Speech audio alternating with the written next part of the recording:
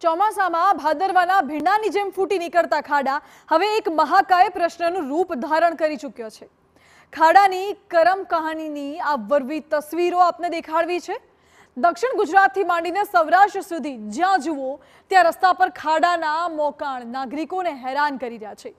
ગુજરાતના દ્રશ્યો છે કે દેશમાં વિકાસનું રોલ મોડેલ છે ગુજરાત, પરંતુ આ મોડેલની હવા મેઘરાજાએ કાઢી નાખી છે।